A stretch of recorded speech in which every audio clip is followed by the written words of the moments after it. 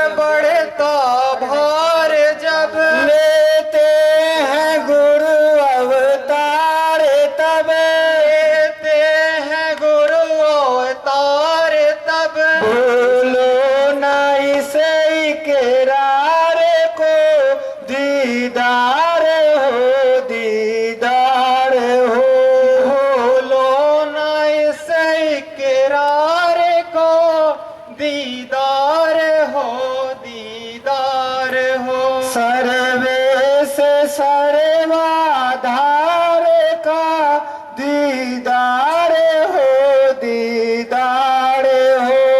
सर्वेश सर्वाधार का दीदार हो दीदार हो। दीदार हो दीदार हो।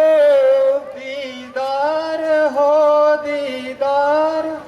जय गुरुदेव। गुरुदेव।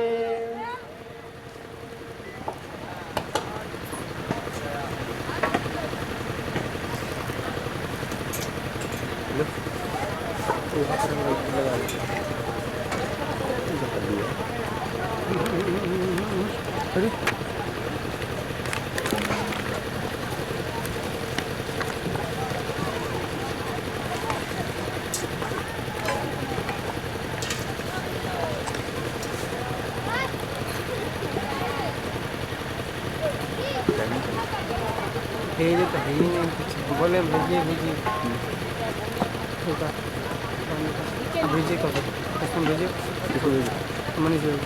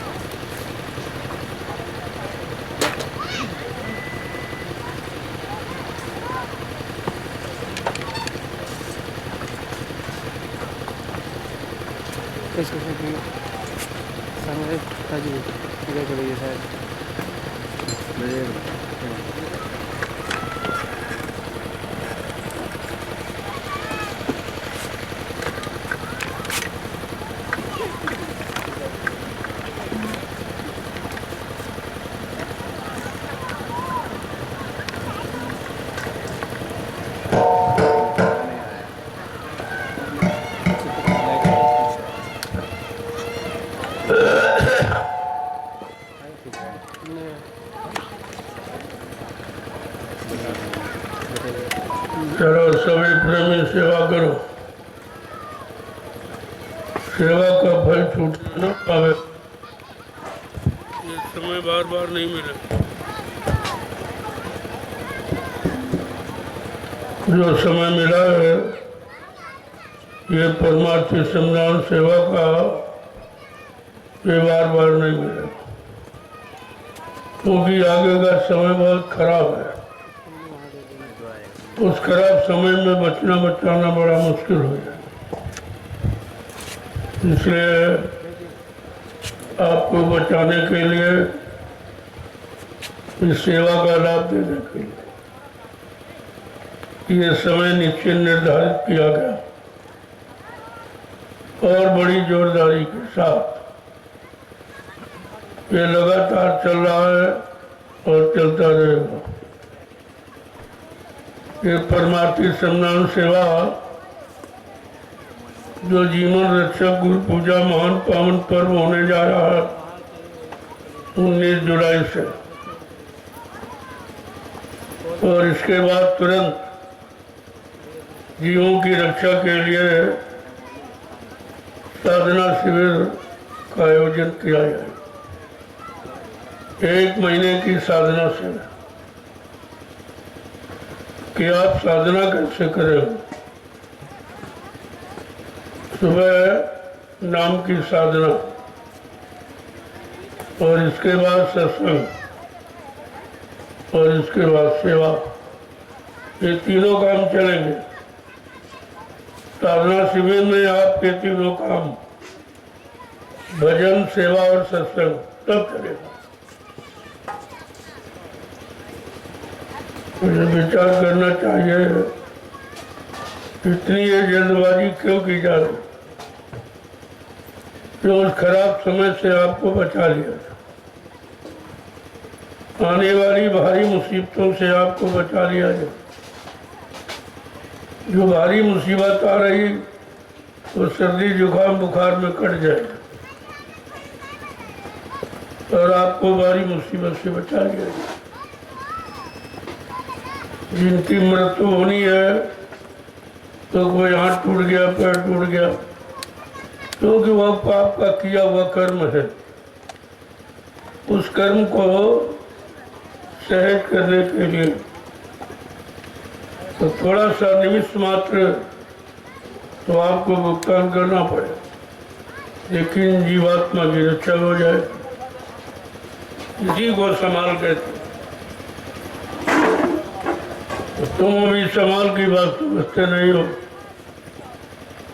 तुम चाहते हो बिल्कुल कुछ ना हो।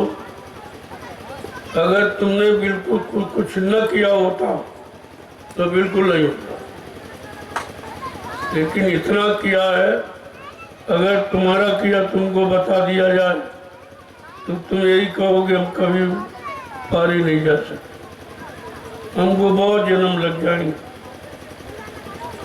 तो ये छोटी मोटी दया,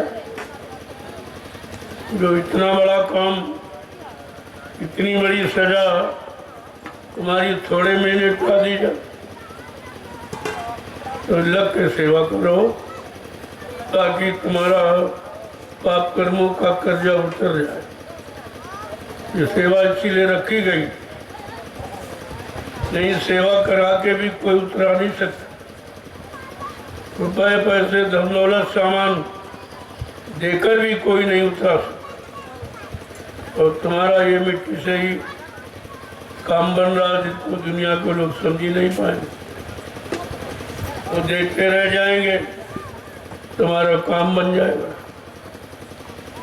जितनी देर करो लगन के साथ। ये मत देखो कोई करता कि नहीं करता, वो नहीं करेगा तो उसको कुछ नहीं मिलेगा, लेकिन तुम तो अपना करो।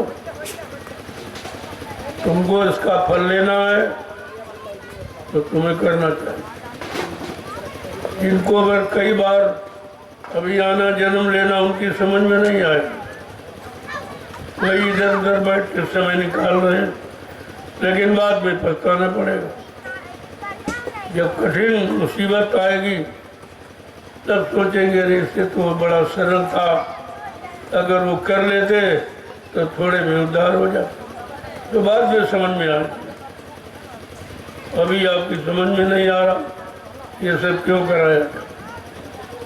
इसलिए आए हो तो सेवा, घर गृहस्थी बर्बाद, बाल बच्चों को छोड़ के आए हो तो सेवा करो। समय खराब मत, और नहीं करना तो घर जाओ, अपने घर के काम करो। ना तुम घर के रहे हो, न आगे तो फायदा क्या।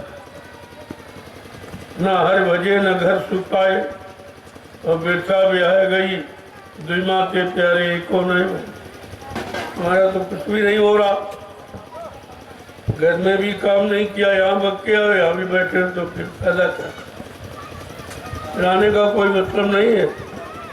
ऐसे तो आने जाने से बहुत लोग आ रहे हैं जा रहे हैं, लेकिन यहाँ लाभ सेवा करके मिलेगा, ऐसे मुफ्त में लाभ नहीं दिया जाता। तो जो भी आपको सेवा मिल जाए छोटी मोटी, उसी को तुम्हें समझना चाहिए कि हमारा इतना ही सौभाग्य, या मेरे भाग में इतनी ही सेवा, और क्या उसी से तुम्हारा काम हो जाए। तो जरूरी नहीं है, वो तो कर्मानुसार, जैसे जिसने कर्म किए हैं उसको उतनी सेवा करनी पड़े, और उतने से भी काम हो जाए तो बहुत बड़ी बात। और कहीं आप चले जाओ ना तो ये सेवा कोई करा पाएगा, ना इस सेवा का लाभ कोई दे पाएगा, ना इस सेवा से कर्मों की अदायगी कोई करा सकता। ये सबके बस की बात नहीं है। तो आए हो तो समय खराब हो, जितनी देर बैठे हो उतनी देर एक दो डलिया मिट्टी डालो तो तुम्हारी एक दो माला हो जाए। वैसे तुम्हारा मन माला में लगता नहीं, लेकिन ये जो माला का क्रम जो बदल दिया गया ये बहुत सरल, और ये भी नहीं कर सकते कुछ नहीं। ऐसे जीव हों हैरान, ऐसे जीव हमेशा हैरान परेशान रहते हैं और हजारों जन्मों तक इन नरकों में जन्मते मरते रहते, उनका काम कभी नहीं होता। तो यहाँ आए हो तो बैठो मत, कुछ न कुछ करो, और नहीं कुछ कर सकते हो तो बैठ के भजन करो। जो रास्ता आपको मिल गया कुछ न कुछ करो, बेकार मत। सेवा करो, नहीं सेवा मिलो तो भजन करो। सत्संग वचन तो तुम्हारे बस के है नहीं, कान तो तुम्हारे सुन लेंगे लेकिन मन स्वीकार नहीं करेगा, क्योंकि मन के मुताबिक सत्संग है नहीं। सत्संग तो जीवात्मा के लिए हो रहा, और तुम्हारा मन इच्छाओं में, ख्वाहिशों में, तमन्नाओं में भटका हुआ, तो तुम्हारी समझ में सत्संग कैसे आए। इसीलिए जो मनमुखी हैं, मन के अनुसार चलने वाले, मन का आदेश मानने वाले, उनकी समझ में सत्संग बिल्कुल नहीं आए। सुनते हुए भी वो समझ कुछ नहीं पाएंगे।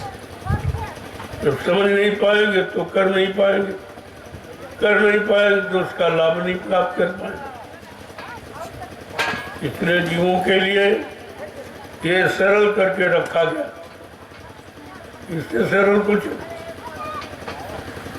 नहीं। जब तक बैठे हो तब तक 10 डलिया मिट्टी डालो तो 10 माला तो कम से कम हो जाएगी। वैसे कहा जाए 10 माला आप नहीं कर सकते, तुम्हारा मन ही नहीं लगेगा, कहीं सो जाओगे, कहीं मन भाग जाएगा, माला नहीं करने देगा। लेकिन ये माला जो आपको बताई जा रही, कराई, तो बहुत सरल है सभी लोगों से। इस माला में ना नींद आएगी ना मन इधर उधर जाएगा, दोनों काम आपके बन जाएंगे।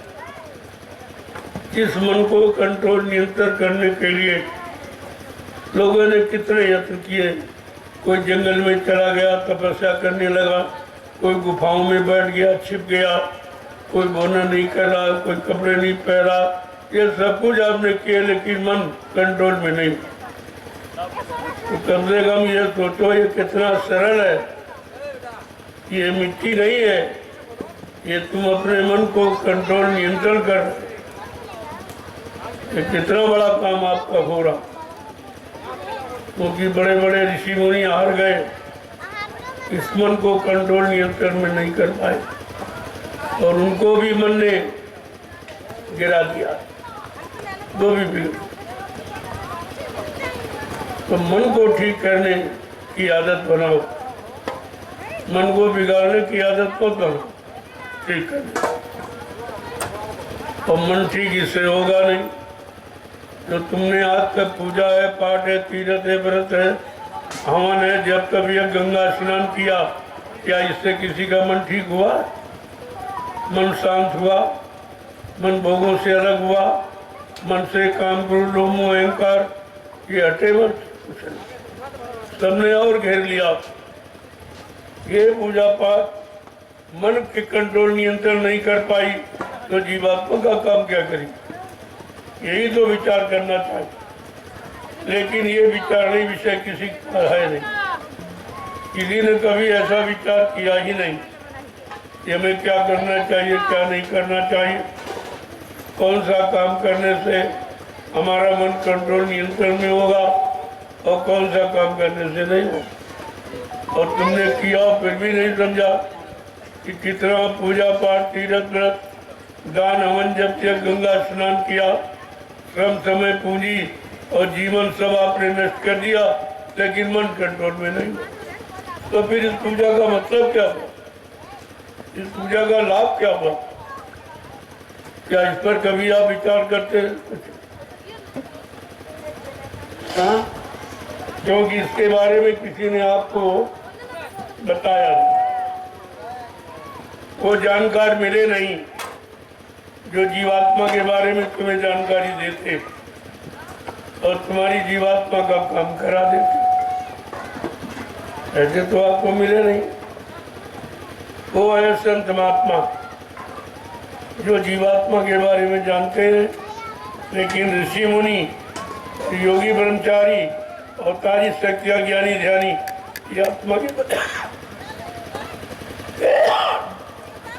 ये आत्मा के बारे में कुछ नहीं, और ना इन्होंने अपनी आत्मा का कल्याण कर पाया। जैसे तुम हो वैसे ही है, और तुम इन्हीं की पूजा करते रहे, और पूजा कर जिसकी की उसने तो दिया नहीं। आपको मिले नहीं तो देते कौन? तुमने अपने मन से हट से जो पूजा की है, बाकी मिला नहीं कोई, न कोई देवी, न देवता, न भगवान, न खुदा, कोई नहीं मिला। तो फिर पूजा का मतलब क्या? पूजा से केवल शरीर इंद्रियों के भोग मिलते हैं जो रोग का कारण है, और भजन से भगवान मिलता, परमात्मा मिलता, प्रभु मिलता। तो आपको निर्णय लेना चाहिए कि हमें प्रभु परमात्मा से मिलना या संसार के भोगों से मिलना। कि जब निर्णय लोगे तभी तो कुछ समझ में आएगा। तो सत्संग में भौतिक आध्यात्मिक दोनों चर्चा आपके सामने रखी जाए, और कहा जाता भाई जिसको चाहो उसको ले लो, चाहे दोनों कर लो चाहे एक कर लो। जब करोगे तो अनुभव हो जाएगा। लेकिन इतने दिन आप भौतिक जगत के साधनों में फंसे रहे, करते रहे, तो आपको मिला क्या? ये कभी आपने विचार नहीं किया कि मिला तो कुछ नहीं। जो जीवन मिला था वो जीवन इसी में बर्बाद हो गया, इन्हीं भोगों में चला गया, मिला कुछ नहीं।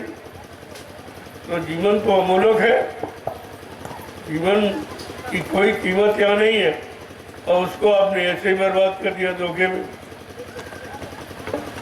यही चीज आपको समझनी चाहिए।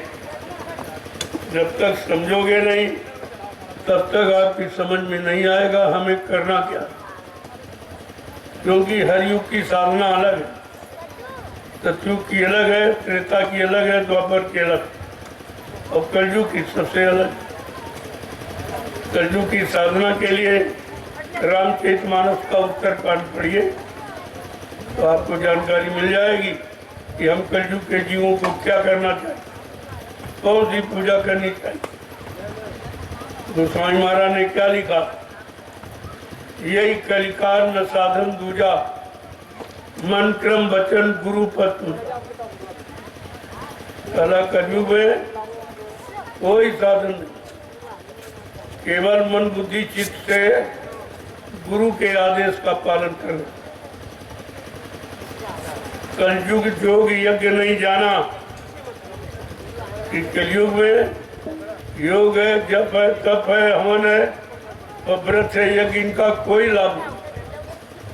क्योंकि ये क्रियाएं सतयुग त्रेता द्वापर के लोगों के लिए, जिनके मन की मतलब यानी शरीर की उम्र 1 लाख वर्ष, सतयुग में यही शरीर जो आप लिए हुए, और त्रेता में 10,000 वर्ष, और द्वापर में 1,000 वर्ष की, और अब कलयुग है तो 100 वर्ष की रहेगी।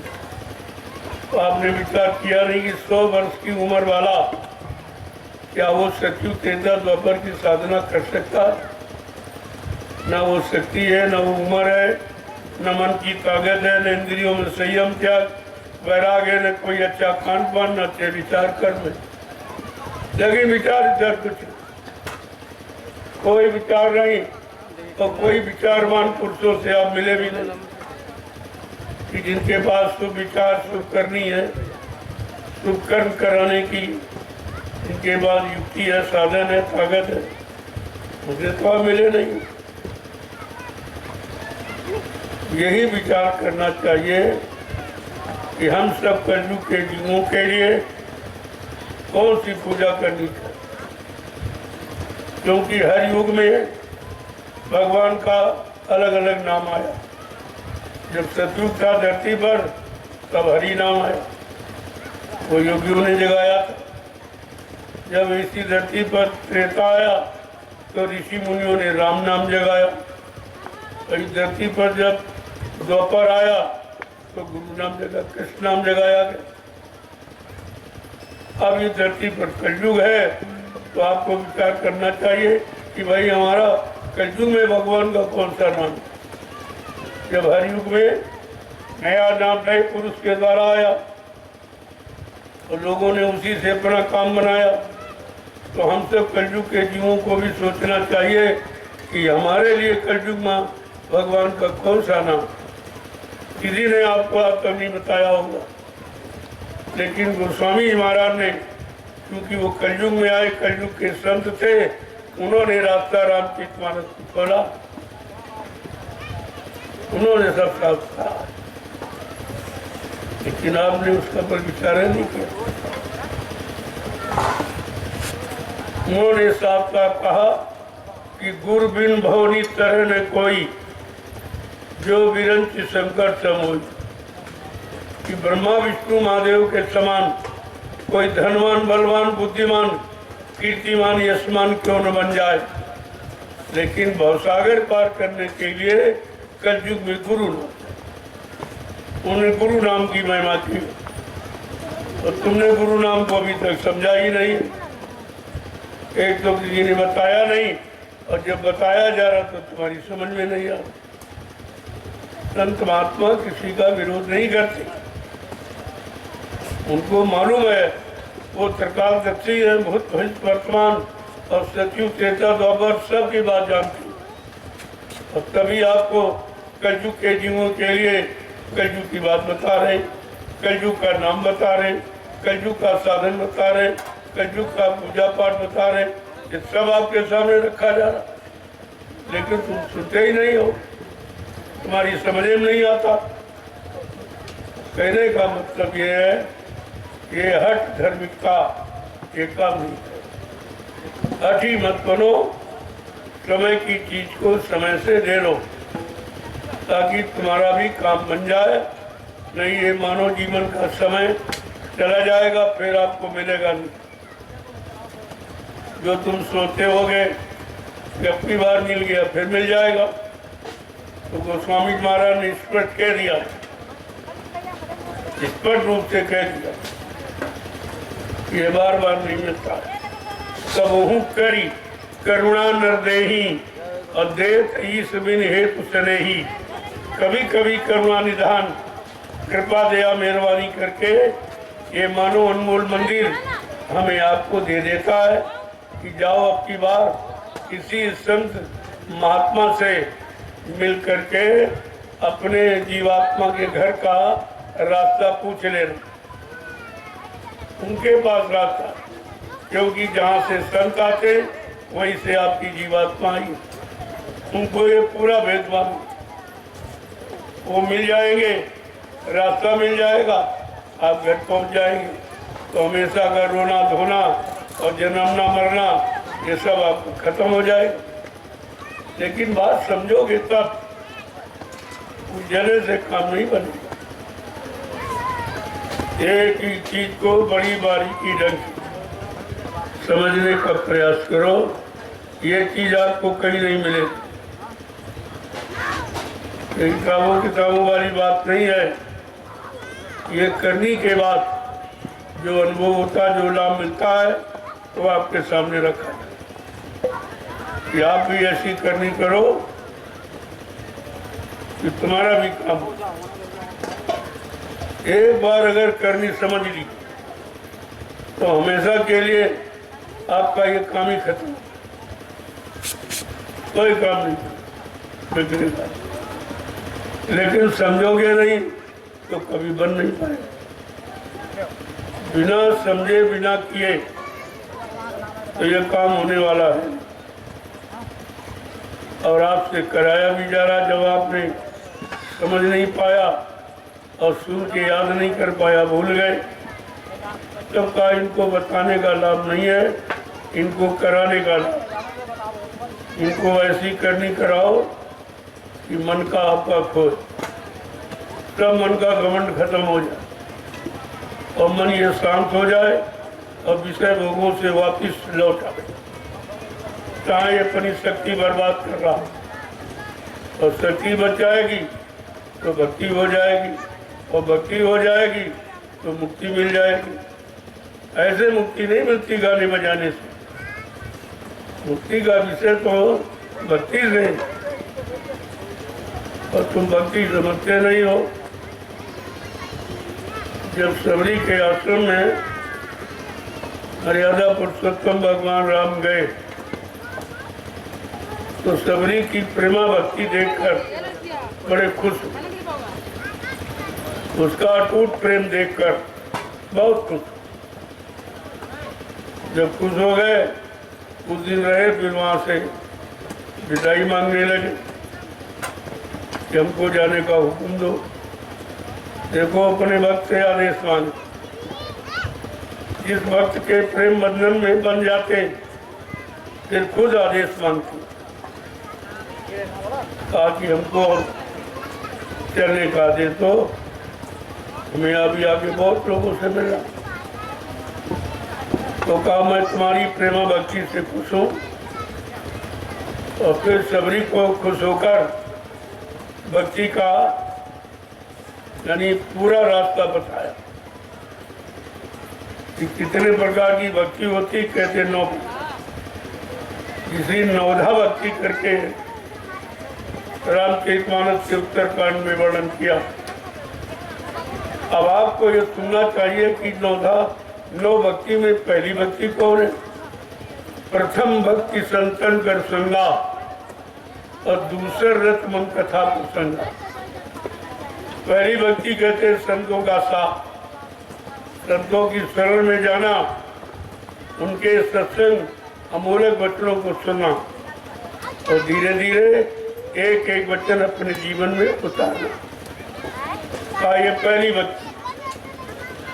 भगवान ने कहा भाई पहली भक्ति तो संतों का साथ, कहा मेरी भक्ति तो दूसरी भक्ति, पहली नहीं। पहली संतों का शरण, उनकी शरण में जाओ, उनके सत्संग वचनों को सुनो, अमल करो, जीवन में उतारो, तो उसका लाभ जो आपको मिलेगा वो मेरी भक्ति से नहीं। दूसरे रथ मन कथा प्रसंगा, ये कथा वार्ता जो किस्साएं सुनते हो आप, तो ये तो दूसरी भक्ति। पहली भक्ति जब पहली भक्ति नहीं आपने की, दूसरी समझ में नहीं आए। पहले के बाद दूसरे को समझा जाता। तो तुम रामचरितमानस की भी बात को नहीं मानते हो, जानते ही नहीं हो, मानोगे क्या?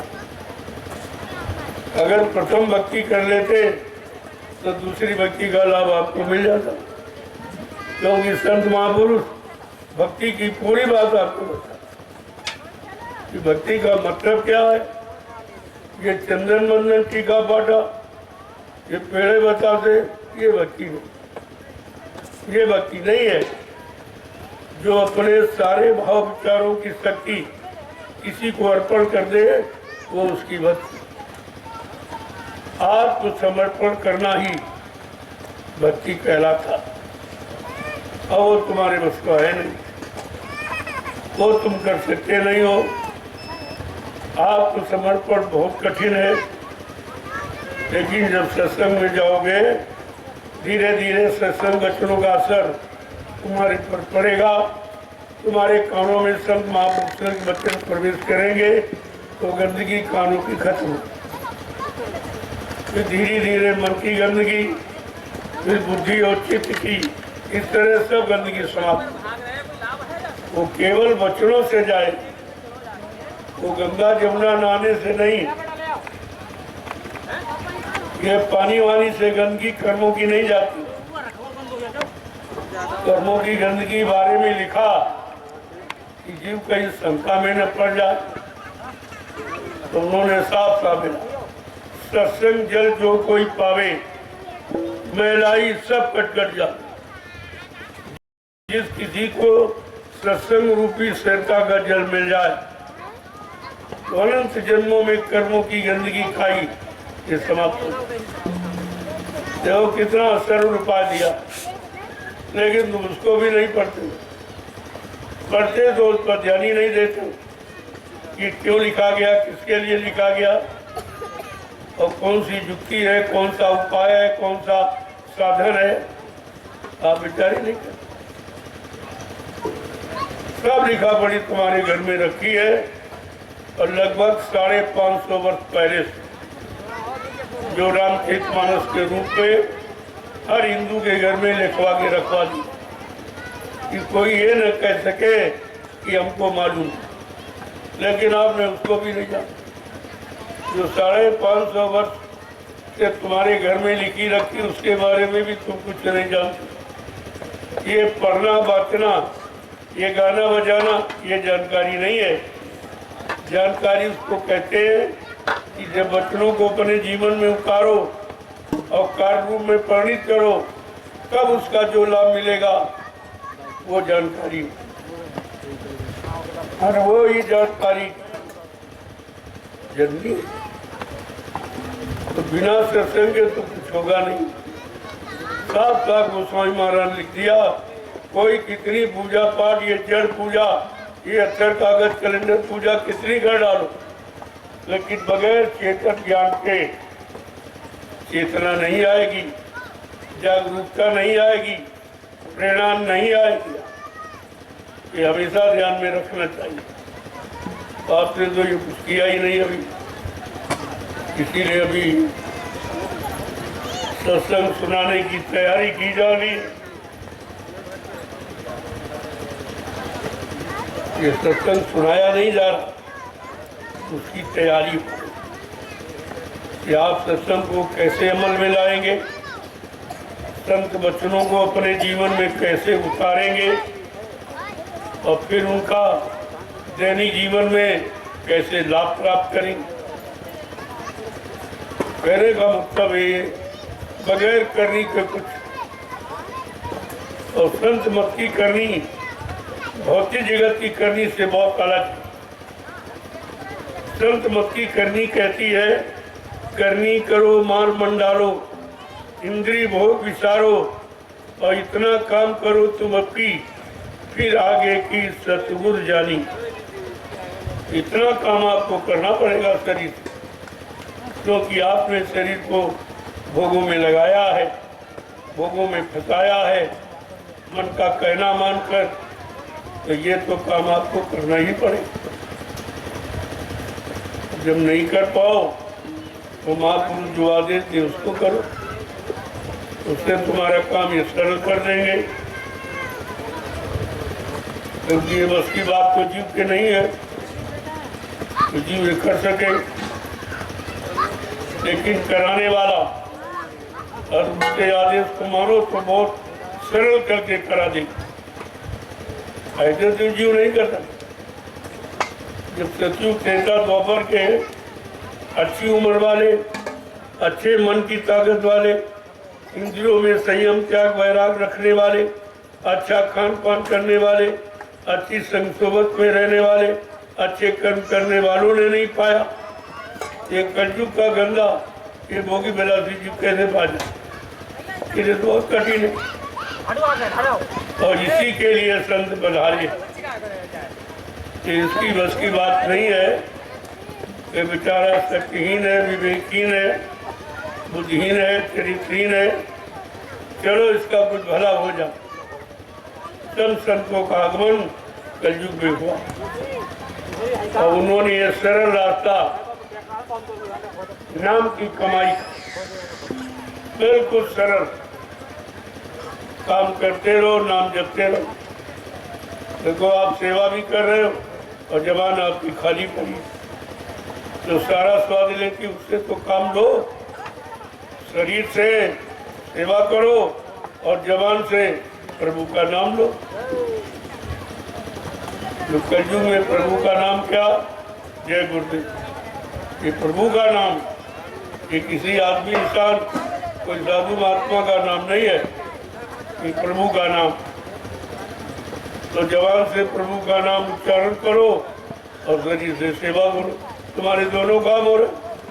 सेवा से कर्जा उतर रहा और नाम का स्मरण करने से तुम्हारी है आध्यात्मिक शक्ति इकट्ठा हो।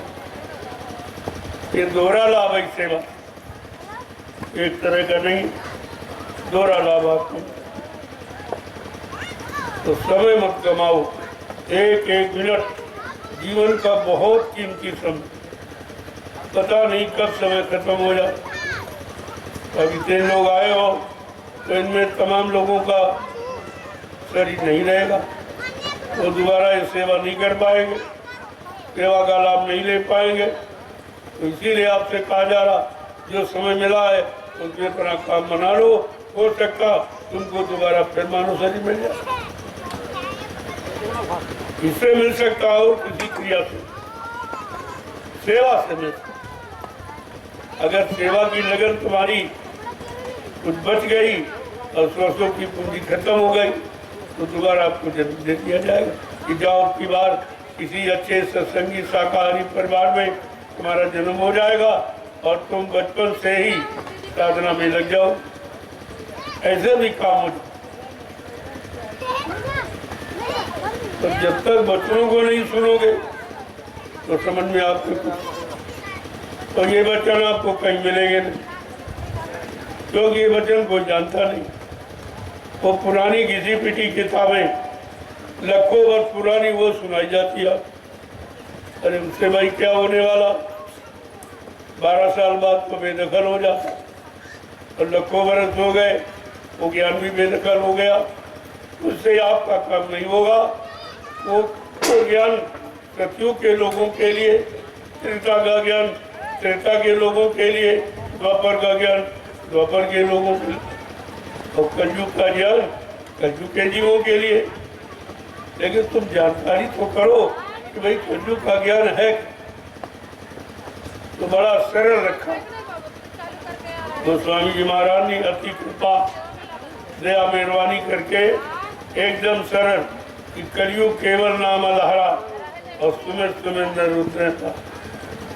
कलयुग में केवल नाम, बस यहीं पर आप अटक गए भटक गए। केवल शब्द का प्रयोग नहीं समझ पाए। केवल माने होता अकेला, तो अकेला नाम जब कलयुग में आएगा वो कलयुग के जीवों को लाभ। तो जितने नाम आपको बताए गए वो सब सहायक शक्तियों के साथ आए, ब्रह्मा सावित्री के साथ, विष्णु लक्ष्मी के साथ, शंकर जी पार्वती के साथ, राम सीता के साथ और कृष्ण राधा के साथ और देवता देवी के साथ। लेकिन गोस्वामी जी महाराज अगर ये नाम होते तो लिख देते कलयुग केवल राम आधारा, कलयुग केवल कृष्ण आधारा। ये तो उन्होंने लिखा नहीं, उन्होंने लिखा कलयुग केवल नाम आधारा। केवल माने अकेला नाम, ये गुरु अकेला ही नाम। आगे जय पीछे देव लगा दिया, आप शंका में आ गए तो भाई जय गुरुदेव नाम कहाँ से? अरे जय तो सम्मान सूचक शब्द है, जय राम जय कृष्ण जय हनुमान जय शंकर के आगे आप लगाते। और देव माने आपको सब कुछ दे, बदले में कुछ न ले। देव माने देवता। ऐसा देवता कौन है जो आपसे कुछ नहीं लेता, आपको सब कुछ देता? कि आज तक समझ पाए हो? तुम्हारे यहाँ सब देवता देवता ही नहीं। सब लेने वाले, किसी को पेड़े चढ़ा रहे हो, किसी को बतासे चढ़ा रहे हो, किसी को दूध चढ़ा रहे हो, किसी को फल चढ़ा रहे हो। ये तो लेने वाला देवता और देने वाला देवता। तो दिया तो तुमने, तुम देवता, वो देवता।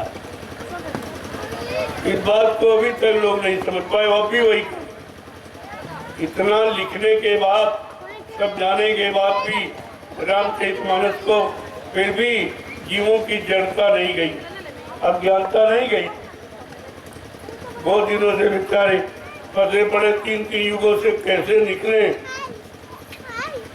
और निकलने का रास्ता संत महापुरुषों के बाद के अलावा किसी का तो कोई आपको दे नहीं सकता। पसंदे के रास्ते तो सब बताएंगे, ये करो वो करो, और करो माने तो फंसना है, करने में फंसा दिया। तो कहते हैं करना नाम फंसना। करो माने कर्म, धरो माने धर्म। जो धारण किया जाए जीवन में उतारा जाए उसको धर्म कहते। और जो इंद्रियों और शरीर मन बुद्धि चित्त से किया जाए वो कर्म है। और कर्म का फल यही आपको मिलेगा। 4 खान 84 लाख जो जिसमें शरीर योनियां बनाई गई उनमें आपको मिलेगा। अगर कहीं संतों के वचनों को धारण कर लो तो तुम्हारा काम एक ही बार में पूरा हो जाए। तो 4 खान 84 लाख शरीर में क्यों जाना था? लेकिन बात समझने पर समझने का प्रयास तो तुम करते नहीं। और ये सोचो कि हमारा काम कैसे होगा। कौन काम कि दोबारा यहाँ आना न पड़े, न जन्म हो न मृत्यु हो, हमको इससे छुटकारा मिल जाए। ये असली काम। इस काम को करने के लिए या इससे छुटकारा पाने के लिए ये मानव शरीर आपको परमात्मा ने दिया, वो तो काम आप करते ही नहीं। तुम छुटकारा वाला काम नहीं करते, तुम तो बदले बजाने वाला काम।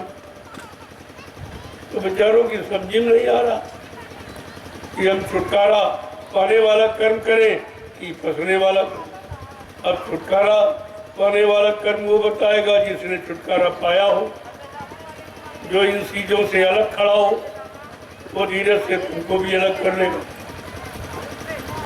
बाकी जो स्वयं फंसे पड़े वो तुम्हें अलग, वो फंसा सकते लेकिन अलग नहीं। और आपको अलग होना है।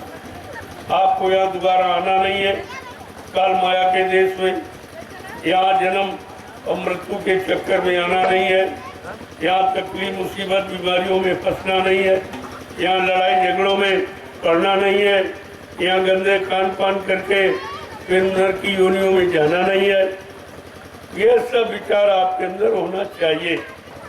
और ये विचार तुम करते नहीं हो, और ना ऐसा कोई विचारवान व्यक्ति आपको मिला जो तुम्हारे विचारों में यानी स्वच्छता, पवित्रता और निर्मलता ला कर देता।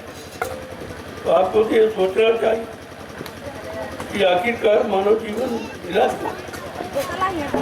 जब उसके पास 83,99,999 शरीर और हैं मनुष्य शरीर को छोड़कर, तो फिर उनमें क्यों हमको नहीं जन्म दिया? ये मनुष्य शरीर में क्यों दिया? का ये अंतिम योनि है। ये 83,99,999 शरीरों से मुक्ति पाने वाली ये शरीर है मनुष्य। और तुम वही कर्म करते हो तो फिर उन्हें 83,99,999 शरीरों में बार बार जन्म होने, वही कर्म करते हो। उन्हीं शरीरों में जाने वाले, पैदा होने वाले, जन्म लेने वाले आप कर्म करते हो। आप निकलने वाला कर्म जानते ही नहीं हो, क्यों जिनके बाद गए वो खुद ही नहीं निकले, वो खुद ही नहीं मतलब यानी फंसे पड़े तो तुम्हें कैसे निकालेंगे? इसीलिए गोस्वामी महाराज ने कहा अगर ये सब जानना चाहते हो और बुद्धि में विवेक ज्ञान लाना चाहते हो तो क्या करो? बिन सत्संग विवेक न होई। बिना सत्संग, बिना संतों के वचनों के, उन वचनों का साथ किए, उन वचनों को जीवन में लागू किए, आपके बुद्धि में सच्चा विवेक ज्ञान नहीं आए। अरे इसी पढ़ लेते तभी आप जान जाते। ये तो तुम्हारे घर में निगाह बड़ी रखी। बिन सत्संग विवेक न राम कृपा बन सुलभ न सोई, और सठ सुधरई सत्संगत पाई। और जबरदस्ती किया सठ माने अज्ञानता। ये अज्ञानता मूर्ख ब्रह्म संदेह कैसे जाएगा? बिना संतों के सत्संग के ये तुम्हारा भ्रम दूर कोई नहीं कर सकता। ये सब जानकारी आपको लेनी, लेकिन तुम तो सुनते ही नहीं महात्माओं की बात। संतों महात्माओं के पास जाना पसंद नहीं करते हो, उनके बच्चों को सुनना पसंद नहीं करते हो, उनसे मिलना जुलना ये तुम्हारा हो ही नहीं पाता। तभी तो कितना समय निकल गया जीवों के फल गए। कलयुग के भी 5,500 वर्ष निकल गए और संतों को आए लगभग 750 वर्ष पूरे होने जाए। लेकिन इस 750 वर्षों में कितने लोग जागे, कितने लोगों ने अपना मानव जीवन सार्थक बना पाया, कितने लोगों ने संतों की शरण पकड़ी और अपनी विचारधारा सत्य में परिवर्तित कर दी। ये सोचना चाहिए आप। लेकिन सोचोगे जब कुविचार पहले ही प्रवेश कर गया तो सुविचार कैसे आए? जब तुम्हारा खान पान पहले बिगड़ गया तो विचार शुद्ध कैसे आएंगे? विचार शुद्ध नहीं आएंगे तो कर्म शुद्ध कैसे करोगे? और कर्म अच्छे नहीं करोगे तो अच्छा फल नहीं मिलेगा। ये बिगाड़ तो आपने किया है। अब एक सुधरने का मौका दिया जा रहा तो तुम्हारी समझ में नहीं आ रहा। एक सूरदास जी थे, उनके एक लंबे दालन में उनको बंद कर दिया। बहुत बड़ा हाल था, उसमें उनको बंद कर दिया। दिन में सब लोग बैठे रहे तो सूरदास जी चुपचाप उनकी बात सुनते रहे।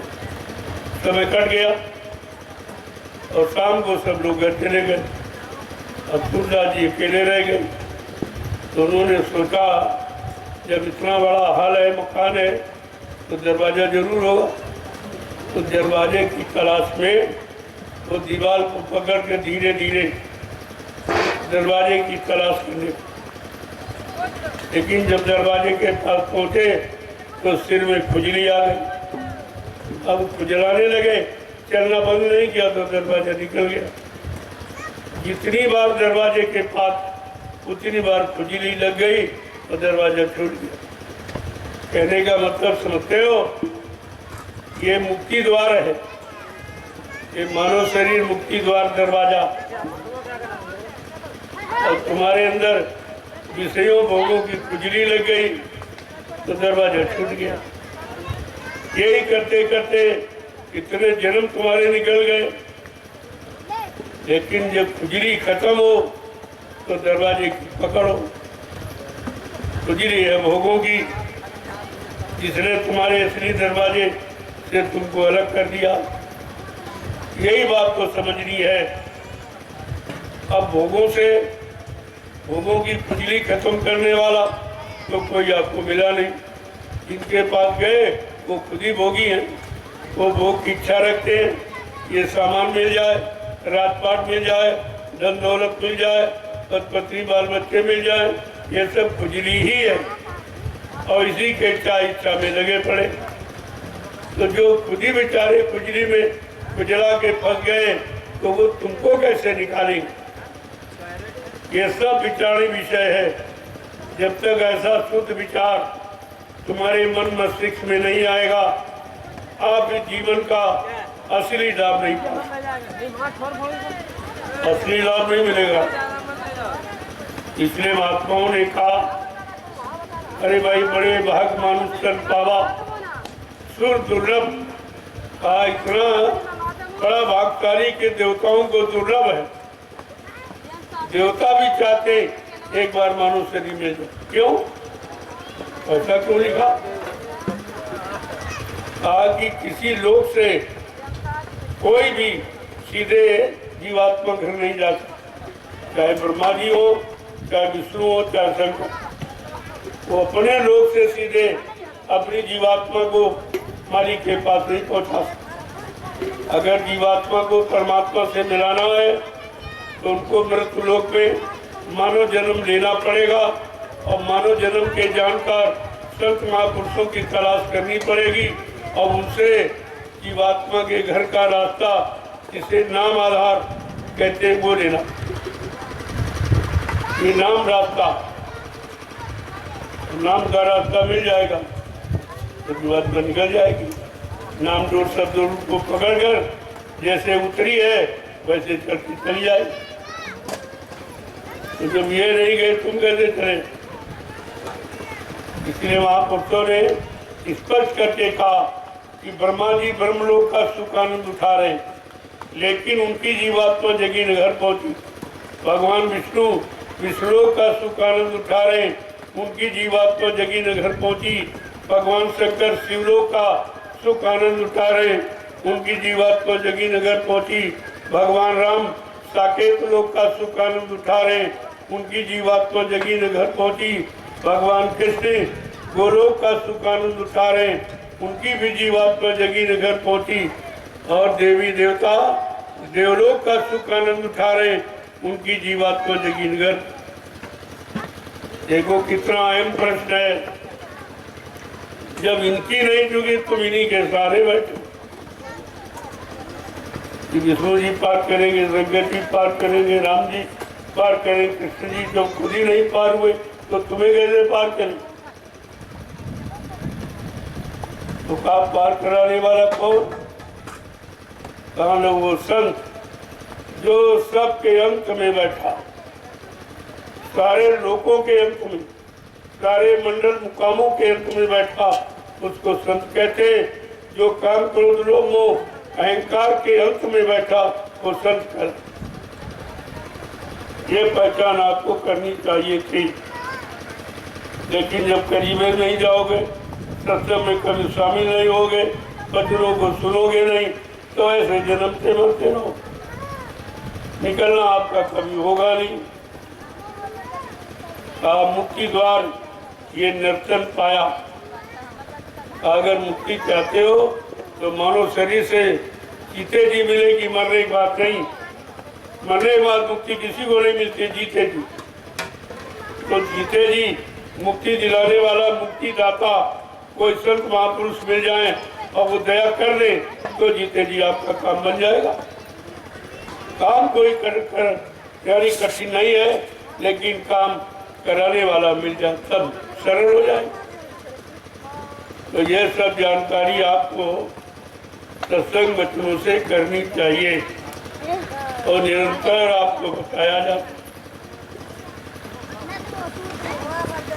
मैं बराबर आपको 12 वर्ष से लगातार ये जानकारी दे रहा हूँ पूरे हिंदुस्तान में घूम, और उसके बदले किसी से कुछ कोई दान दक्षिणा, कोई रुपया पैसा, कोई धोती रोटी लगोटी ये यहाँ नहीं लिया जाता। यहाँ दिया जाता, लिया नहीं जाता। और ये काम हिंदुस्तान में कहीं कोई नहीं करेगा। यहाँ सब लेने वाले बैठे और तुमको तो देने वाला चाहिए, और तुमने देने वाले की तलाश नहीं की।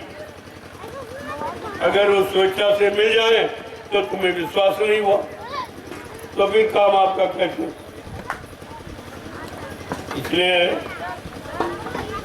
करिए नित्य सत्संग, बाधा सकल मिटाए, फिर ऐसा अवसर ना मिले दुर्लभ नर्तन का। हर रोज हर रोज प्रतिरोज सत्संग करो, सुनो सुनाओ, पढ़ो पढ़ाओ, गाओ बजाओ नहीं करो, करने का फल मिलता। तो करनी तुम करना नहीं चाहते। बकरी में सुनने सुनाने में, गाने बजाने में तुमने समय खराब कर दिया, और जो करना चाहिए वो आपने किया। इसलिए एक एक वचन को बड़े संभाल के साथ,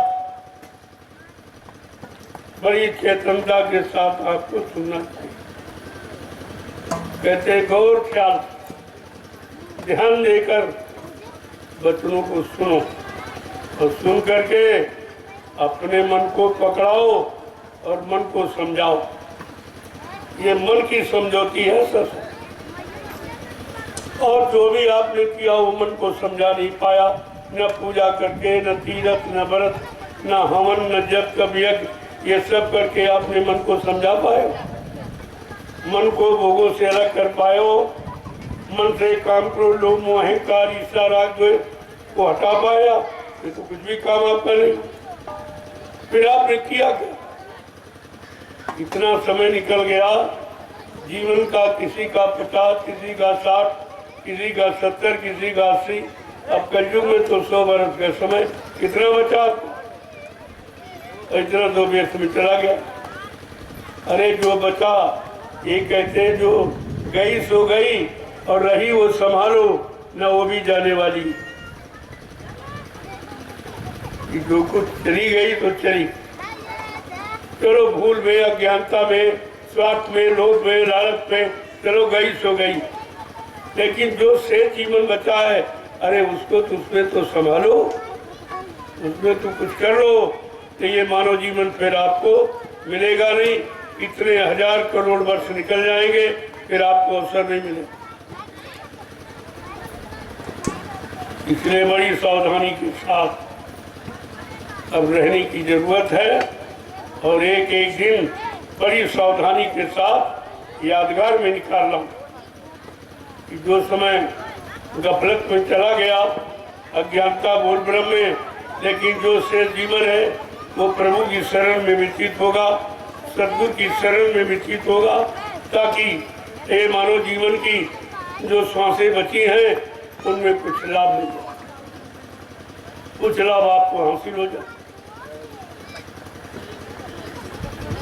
कुछ नहीं तो ऐसे कर्म कर लो के द्वारा मनुष्य शरीर मिल जाए।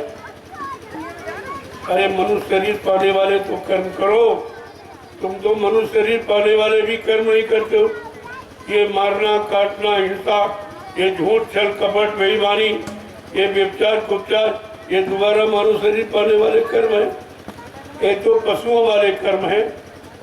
फिर आप पशुओं के शरीर में चले जाओ, कभी पशुओं में, कभी पक्षियों में, कभी जंगली जानवरों में, कभी कीड़े मकोड़ों में, लेकिन ये मानव शरीर नहीं मिलेगा।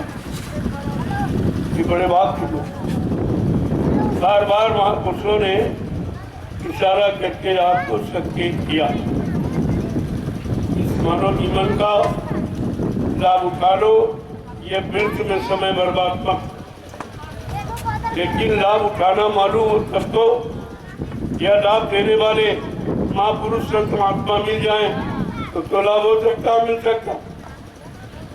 ऐसे अपने आप थोड़ी लाभ उठा लो, क्योंकि तुम्हारी आदत शुरू से विषय भोगों की तरफ जाने की, तो काल माया के सामान को इकट्ठा करने की, जो सामान तुम्हारे साथ नहीं जाए। इसीलिए महापुरुष ने कहा, भाई तो पराया, या जमीन हो, दुकान हो, मकान हो, रुपया, पैसा, धन दौलत, सामान, पत्नी, बाल बच्चे, ये तुम्हारा सामान है ही नहीं, क्योंकि तुम नंगे अकेले आए थे। ये तो बीच में सामान आपको दे दिया गया, इसलिए वो तुमको रोकना चाहता, और वैसे आप रुकते नहीं।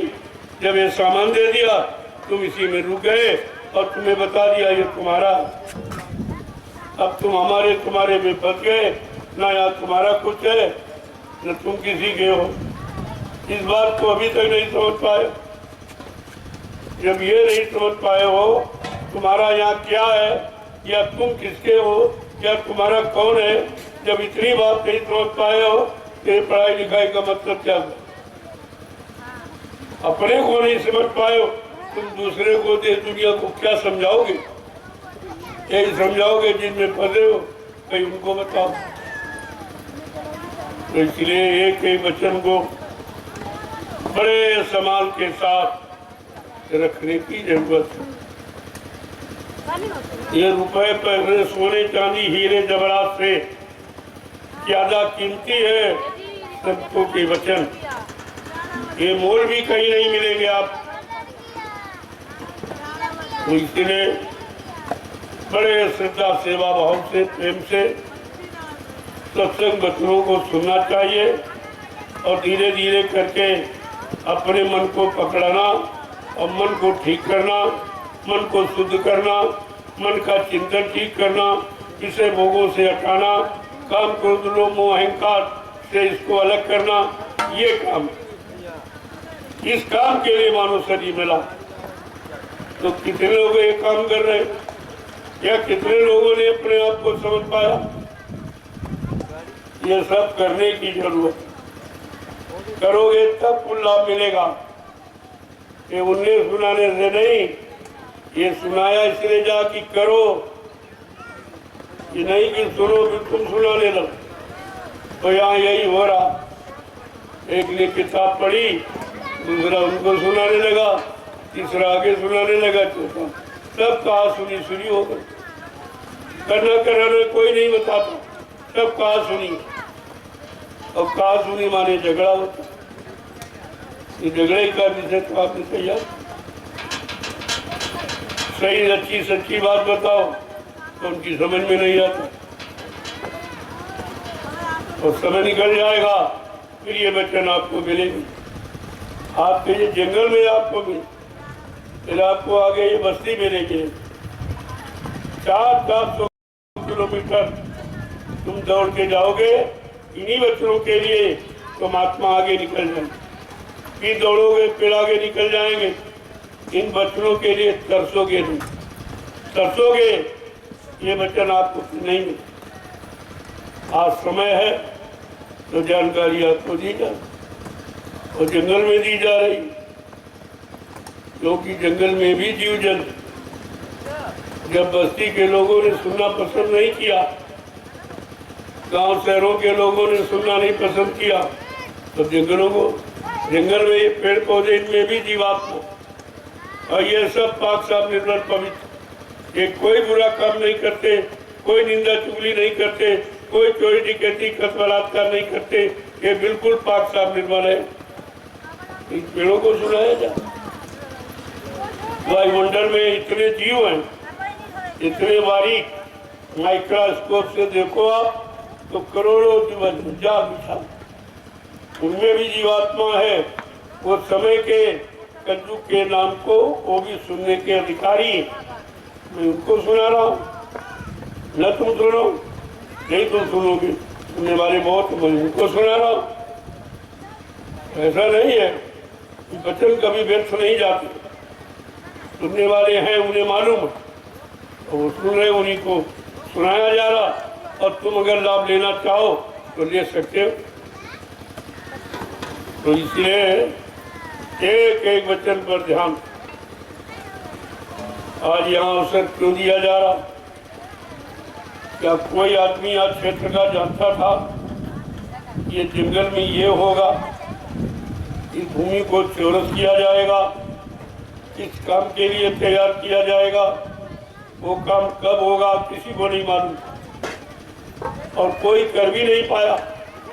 इतने सरकारें आई, इस जंगल को मैदान में तब्दील नहीं कर पाई, और कितने काश्तकार अपनी जमीन को बराबर नहीं कर पाए, एक दाना उत्पन्न नहीं कर पाए।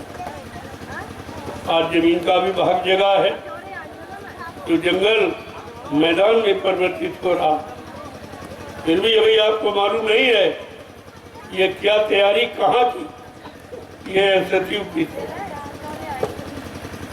जब लोग आएंगे, कोई जगह ऐसी नहीं है जहाँ पर शांति मिले, जहाँ पर सुकून मिले, जहाँ पर कोई अच्छी चर्चा हो।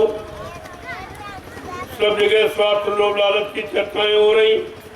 अब चाहिए चर्चा निस्वार्थ, ये निस्वार्थ की चर्चा का मैदान बनाया जाए। आगे आने वाले समय में मैं एक छोटा सा नमूना आपको भी जुलाई के महीने में जो जीवन रक्षक गुरु पूजा महान पावन पर्व होने जा रहा है, 88,000 ऋषियों की तपोभूमि इस नैमिषारण्य, उसमें एक छोटा सा नमूना आपको पेश किया जाए कि कितने लाख लोग जंगल में आते,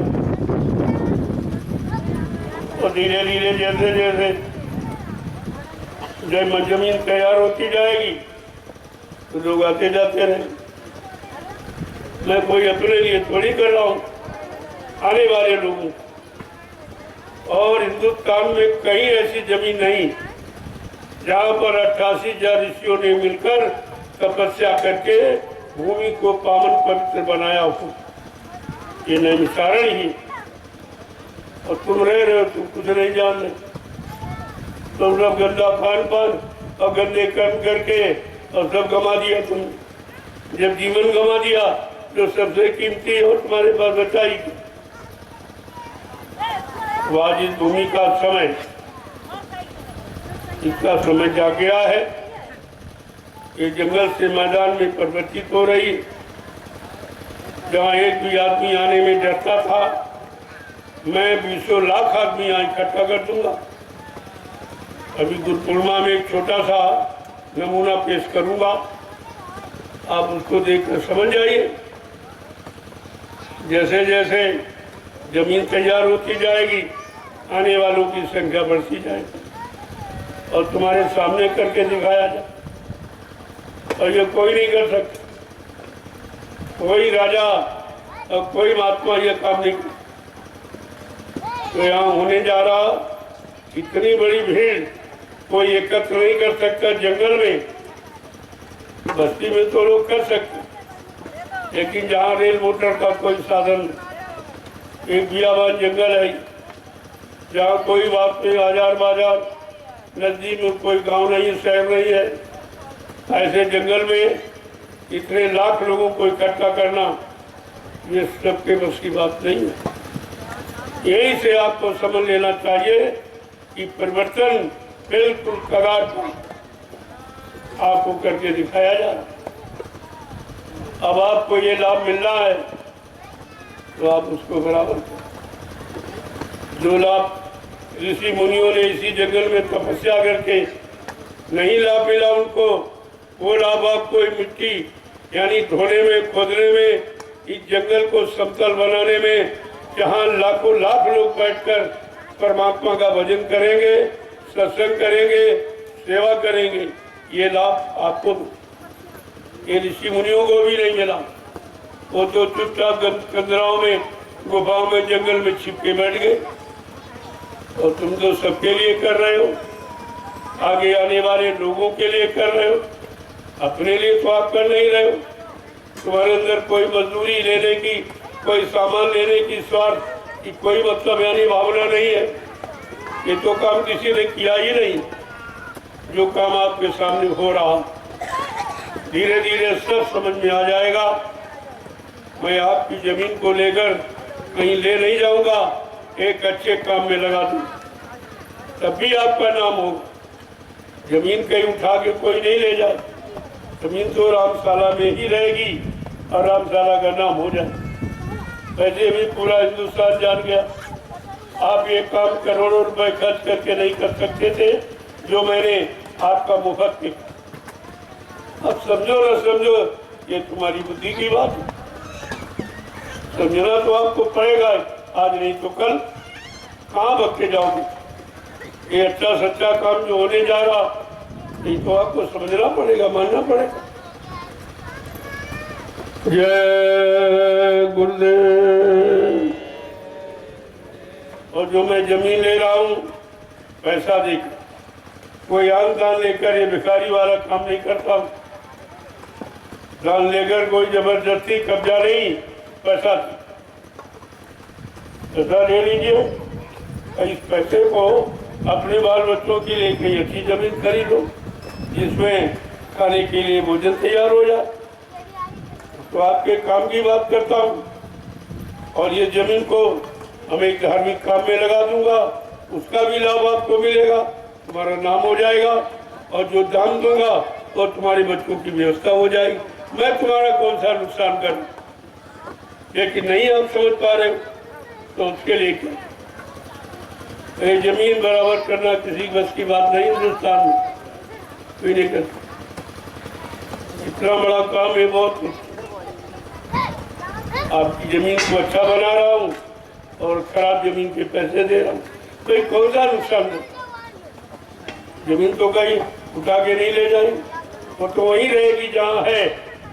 लेकिन अच्छे काम में अगर बदल जाए, यही आपका लाभ है कि तुम्हारी जमीन भी धार्मिक कार्य में, आश्रम के काम में आ जाए और तुम्हारा धन तुम्हारे बल बच्चों के काम आ जाए। तो इसमें नुकसान कौन सा? अब तुम नहीं ले पा रहे हो और नहीं कर पा रहे हो, तुम्हारी बुद्धि नहीं काम कर रही, तो उसके लिए हम क्या करें? हम तो हर तरफ से आपको लाभ देने आए हैं और लाभ देते रहेंगे। आप ले न ले, समझे न समझे, वो आपकी बात। जय गुरुदेव, जय गुरुदेव, जय गुरुदेव, जय गुरुदेव। जय गुरुदेव। नाम किसका? प्रभु का। जय गुरुदेव। नाम किसका? प्रभु का। प्रभु का प्यारा नाम। जय गुरुदेव। देखो एक एक तुम्हारा कदम जहाँ पड़ रहा है ये पवित्र हो रहा है।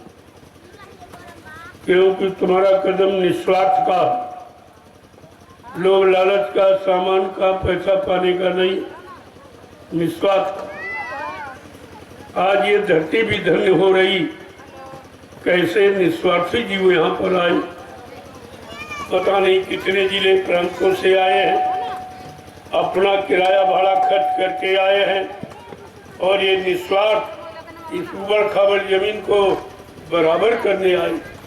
जो काम तुम नहीं कर पाए हो और तुम्हारा काम ये करना, और फिर भी तुम्हारी समझ में नहीं आ रहा किसी की, तो कैसी बुद्धि तुम्हारी हो गई जो अच्छे काम को नहीं समझ पा रहे। तो इसलिए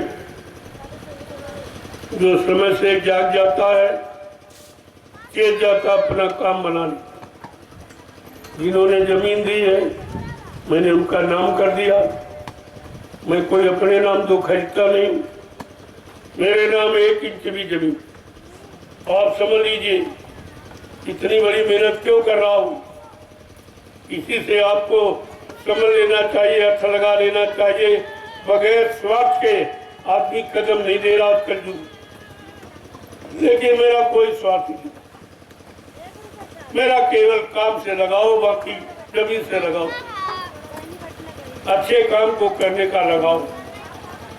एक अच्छा काम देश में हो जाए जो कहीं न हुआ हो, वो मैं आपको करके दिखा दूं, और दिखा ही रहा हूँ, और जब तक रहूंगा दिखाता रहूँ।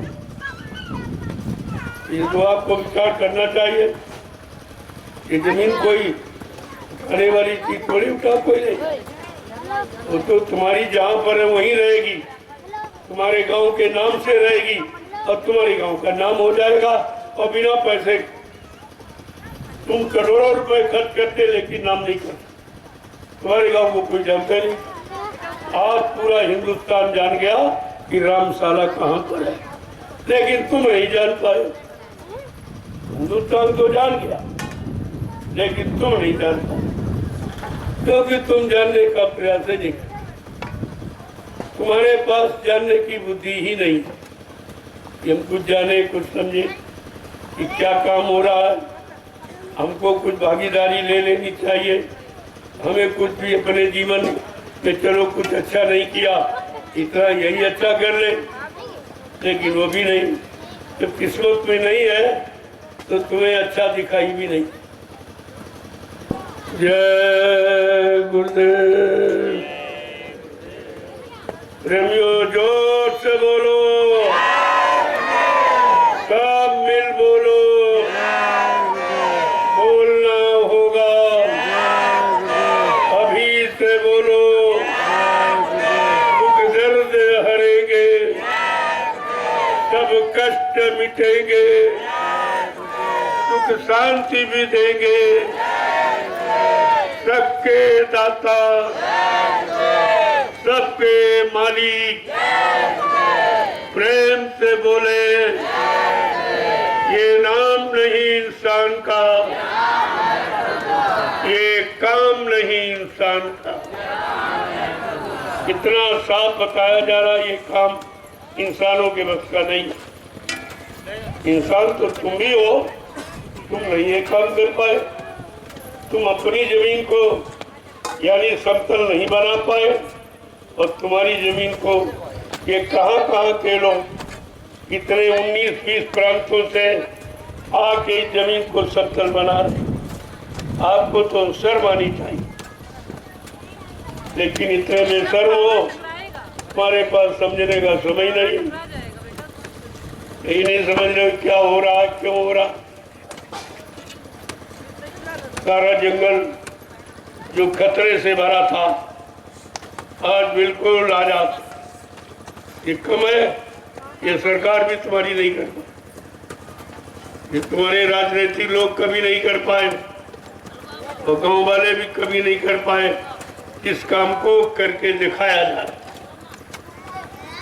खाली ये कहते हैं कि भाई ये काम किसी के बस का। अरे तब भी आपको समझना चाहिए, तो बस का नहीं है तो इंसानी तो कर रहे, इनके बस का।